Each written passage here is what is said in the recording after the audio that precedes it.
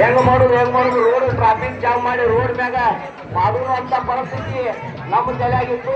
ಖರೆ ಶೀತಲ ಬಂದ ಅಂತ ರಾಡಿ ಒಳಗ ಭಂಡಾರ ಬಿದ್ದು ಗದಿಗೆ ಹೆಂಗ ನಾಡುಗಳು ಅಮೋಕ್ಷಿತ ಕಲ್ಲ ಹಾಸಿಗೆ ಮುಳ್ಳು ಗದಿಗೆ ಮಾಡಿ ನಾಡುಗಳು ಅಮೋಕ್ಷಿತ ಮೂರು ಸೀಮ್ಯಾಗ ಹೆಂಗ ನೆನದಾದ ಹಂಗ ನಿಮ್ಮ ಸೈದಾಪುರ ಅಮೋಕ್ಷಿತ ಕೂಡ ಹೆಸರಾಗ ಭಂಡಾರ ಓದೋದ ಗದಿಗೆ ಬೆಂಡ್ ಓದದಾಗ ಆಗಿಬಿಟ್ಟೈತಿ, ಬೆಂಡ್ ಓದದಾಗ ಆಗಿಬಿಟ್ಟೈತಿ.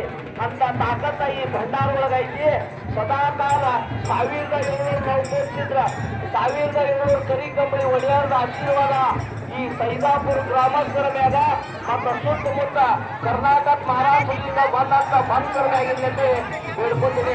ಯಾಕಂದ್ರ ಎಲ್ಲ 2ನೇ ಆಗಲಿ 3ನೇ ಆಗಲಿ ಎಷ್ಟೋ ಅದು ಈ ಭಂಡಾರ ಮ್ಯಾಗ ನಂಬಿಕೆ ಹಿಡ್ಕೊಂಡು ಯಾರ್ಯಾರು ದುಡ್ದಾರ ಅವ್ರು ಬಾಳ ಬಂಗಾರ ಆಗೈತಿ.